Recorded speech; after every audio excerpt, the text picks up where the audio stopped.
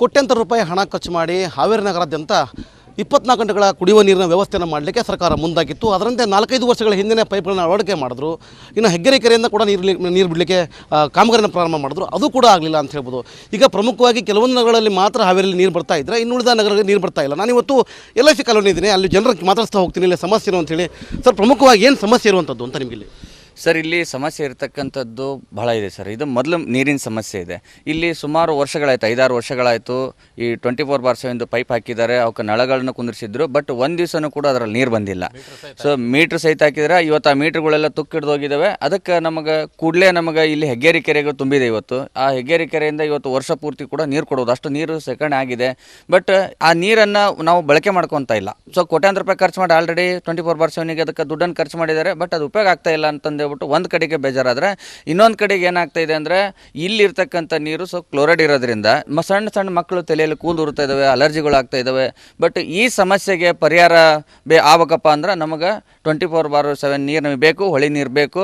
ಅದು ಬರೋದ್ರಿಂದ ಇದು ಎಲ್ಲದಕ್ಕೂ ಸಮಸ್ಯೆಗೆ ಒಂದು ಪರಿಹಾರ ಅಂತಂದೇಳ್ಬಿಟ್ಟು ನಾವು ಹೇಳ್ತೇವೆ. ಅವ್ರು ಮಾತಾಡೋ ಪ್ರಯತ್ನ ಮಾಡ್ತೀವಿ. ನಮೀಗ ಕೋಟ್ಯಾಂತರ ರೂಪಾಯಿ ಹಣ ಹಾಕಿದ್ರು, ನೆಲೆಗಳನ್ನು ಹಾಕಿದ್ರು, ಮನೆಗೆ ನಿಮ್ಮ ನೀರು ಬರಬೇಕು, 24 ಗಂಟೆ ಕುಡಿಯೋ ನೀರು ವ್ಯವಸ್ಥೆ ಆಗಬೇಕು ಅಂತ ಹೇಳಿದ್ರು. ಅಕ್ಕಪಕ್ಕ ನಮ್ಮ ಜಿಲ್ಲೆಯಲ್ಲಿ ಅಕ್ಕಪಕ್ಕದಲ್ಲ ನದಿಗಳಿದ್ದಾವೆ, ತುಂಬಿದ್ದಾವೆ, ನೀರು ಕೂಡ ಇದೆ. ನಳಗಳನ್ನು ಹಾಕಿದ್ರು ಅವೆಲ್ಲ ತುಕ್ಕಿಡಿತದಾವೆ. ಏನು ಹೇಳ್ತೀರಿ ಬಗ್ಗೆ? ಈ ಎಲ್ಲ ಹಾಗೆಲ್ಲ ಮಾಡಿ ಕಲೆಕ್ಷನ್ ಕೊಡದೇ ಇದ್ರೆ ಮತ್ತೆ ಏನಾಗ್ತಾವ್ರಿ, ಅವೆಲ್ಲ ಕೆಟ್ಟು ಎಲ್ಲ ವೇಸ್ಟ್ ಆಗೇ ಹೋಗ್ತಾವ್ರಿ. ಅದರಿಂದ ಮಕ್ಳಿಗೆಲ್ಲನ ಅಲರ್ಜಿದು ವ್ಯವಸ್ಥೆ ಆಗೈತೆ ರೀ.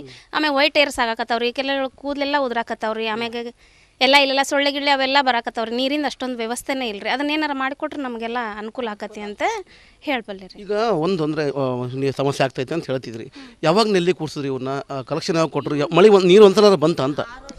6 ವರ್ಷ ಆಯ್ತು ನೋಡ್ರಿ. ಒಂದು ಸರಿನೂ ಚೆಕ್ ಮಾಡಕ್ಕೆ ಒಂದು ಸರಿ ಅಷ್ಟೇ ಬಿಟ್ಟಿದ್ರಿ. ಅದು ದಾರದ ಥರ ನೀರು ಬಂದಿತ್ತು ವಿನಃ ಮತ್ತೇನು ಬಂದೇ ಇಲ್ಲರಿ ಅದ್ರೊಳಗೆ. ನೀರನ್ನು ಹಾಕಿದ್ರು ಆದರೆ ಬಂದಿಲ್ಲ ನೀರು ಅಂತ ಹೇಳ್ತಾರೆ. ಇನ್ನೊಬ್ಬರು ಮಾತಾಡ್ತಾ ಹೋಗ್ತೀನಿ. ಅಮ್ಮ, ಏನು ಹೇಳ್ತೀನಿ, ನೀವೀಗ ನೆಲ್ಲಿಗಳನ್ನು ಹಾಕಿದ್ರಿ, ಈಗ ಅದ್ರ ಎಲ್ಲ ಹಾಳಾಗ್ಯಾವ. ಈಗ ಅವು ಮುಂದೆ ನೀರು ಪ್ರಕಾರ ಏನು ಮಾಡ್ಬೇಕಂತ? ಈಗ ಚಾನಲ್ ನೀರು ಕೊಡಬೇಕ್ರಿ. ನಮಗೆ ಕೊಟ್ಟರೆ ನಮಗೆ ಅನುಕೂಲ ಆಗ್ತತಿ. ಮಕ್ಕಳದು ಸಮಸ್ಯೆ ಐತಿ, ತಲೆ ಕೂದಲೆಲ್ಲ ಉದುರ್ತವೆ.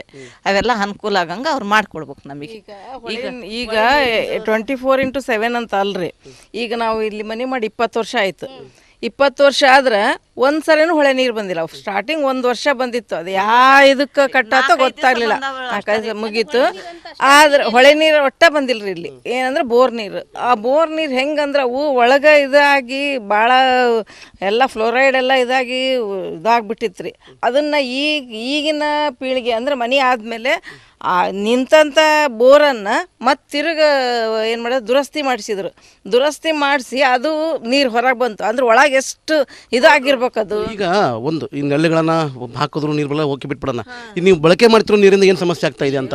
ಮಕ್ಕಳು ನೋಡ್ರಿ, ಮಕ್ಕಳು ಒಂದೇದು ಹೇಳ್ರೆ, ಪಾತ್ರೆ ಪಡ್ಗ ಅವೆಲ್ಲ ಒಳಗೆ ಸ್ವಚ್ಛ ಆಗೋದಿಲ್ಲ, ಬಟ್ಟೆಗಳು ಸ್ವಚ್ಛ ಆಗಲ್ಲ.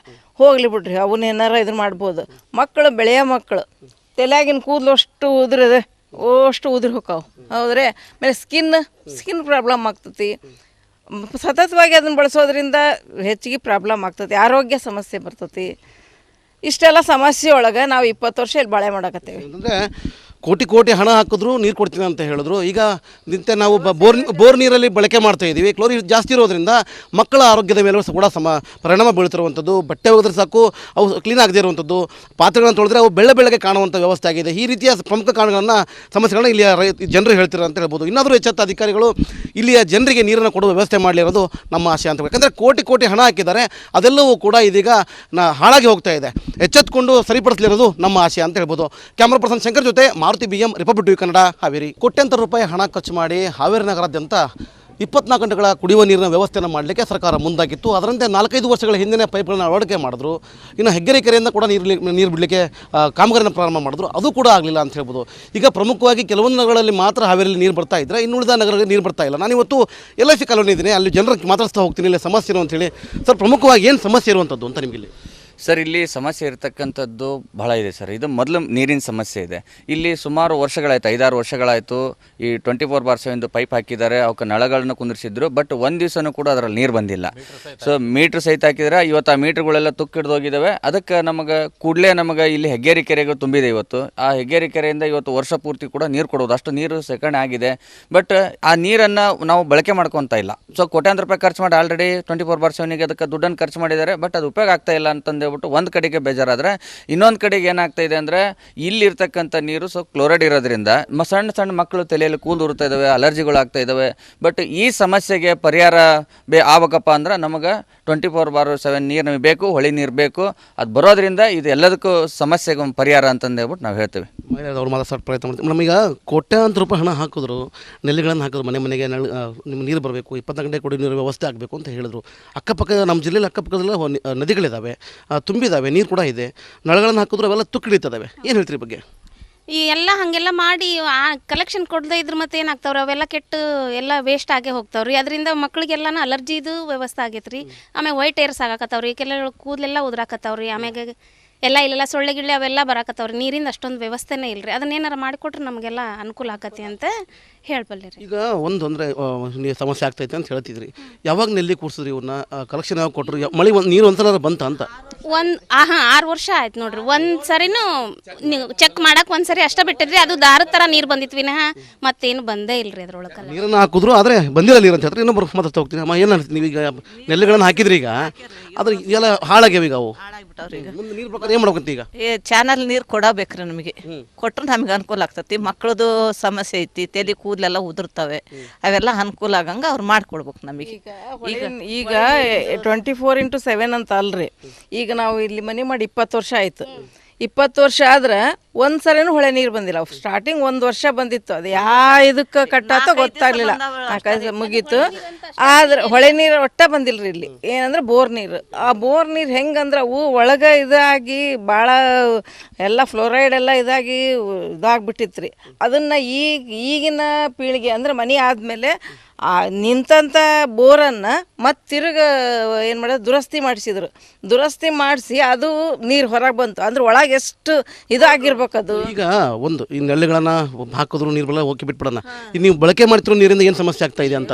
ಮಕ್ಕಳು ನೋಡ್ರಿ, ಮಕ್ಕಳು ಒಂದೇದು ಹೇಳ್ರಿ, ಪಾತ್ರೆ ಪಡ್ಗ ಅವೆಲ್ಲ ಒಳಗೆ ಸ್ವಚ್ಛ ಆಗೋದಿಲ್ಲ, ಬಟ್ಟೆಗಳು ಸ್ವಚ್ಛ ಆಗಲ್ಲ. ಹೋಗ್ಲಿ ಬಿಡ್ರಿ, ಅವನ್ನೇನಾರ ಇದನ್ನ ಮಾಡ್ಬೋದು.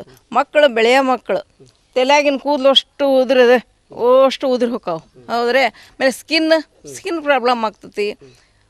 ಸತತವಾಗಿ ಅದನ್ನು ಬಳಸೋದ್ರಿಂದ ಹೆಚ್ಚಿಗೆ ಪ್ರಾಬ್ಲಮ್ ಆಗ್ತತಿ, ಆರೋಗ್ಯ ಸಮಸ್ಯೆ ಬರ್ತತಿ. ಇಷ್ಟೆಲ್ಲ ಸಮಸ್ಯೆ ಒಳಗೆ ನಾವು 20 ವರ್ಷ ಇಲ್ಲಿ ಬಾಳೆ ಮಾಡಕತ್ತೇವೆ. ಅಂದರೆ ಕೋಟಿ ಹಣ ಹಾಕಿದ್ರು ನೀರು ಕೊಡ್ತೀನಿ ಅಂತ ಹೇಳಿದ್ರು. ಈಗ ನಿಂತೆ ನಾವು ಬೋರ್ ನೀರಲ್ಲಿ ಬಳಕೆ ಮಾಡ್ತಾ ಇದ್ದೀವಿ. ಕ್ಲೋರಿನ್ ಜಾಸ್ತಿ ಇರೋದ್ರಿಂದ ಮಕ್ಕಳ ಆರೋಗ್ಯದ ಮೇಲೆ ಕೂಡ ಪರಿಣಾಮ ಬೀಳ್ತಿರುವಂಥದ್ದು. ಬಟ್ಟೆ ಹೋಗಿದ್ರೆ ಸಾಕು ಅವು ಕ್ಲೀನ್ ಆಗದೇ ಇರುವಂಥದ್ದು, ಪಾತ್ರೆಗಳನ್ನು ತೊಳೆದ್ರೆ ಅವು ಬೆಳ್ಳಗೆ ಕಾಣುವಂಥ ವ್ಯವಸ್ಥೆ ಆಗಿದೆ. ಈ ರೀತಿಯ ಪ್ರಮುಖ ಸಮಸ್ಯೆಗಳನ್ನ ಇಲ್ಲಿಯ ಜನರು ಹೇಳ್ತಿರೋ ಅಂತ ಹೇಳ್ಬೋದು. ಇನ್ನಾದರೂ ಎಚ್ಚೆತ್ತ ಅಧಿಕಾರಿಗಳು ಇಲ್ಲಿಯ ಜನರಿಗೆ ನೀರನ್ನು ಕೊಡುವ ವ್ಯವಸ್ಥೆ ಮಾಡಲಿರೋದು ನಮ್ಮ ಆಶೆ ಅಂತ. ಯಾಕಂದರೆ ಕೋಟಿ ಹಣ ಹಾಕಿದ್ದಾರೆ, ಅದೆಲ್ಲವೂ ಕೂಡ ಇದೀಗ ಹಾಳಾಗಿ ಹೋಗ್ತಾ ಇದೆ. ಎಚ್ಚೆತ್ತುಕೊಂಡು ಸರಿಪಡಿಸಲಿರೋದು ನಮ್ಮ ಆಶೆ ಅಂತ ಹೇಳ್ಬೋದು. ಕ್ಯಾಮ್ರಾ ಪರ್ಸನ್ ಶಂಕರ್ ಜೊತೆ Maruti BM, republic TV Kannada, Haveri.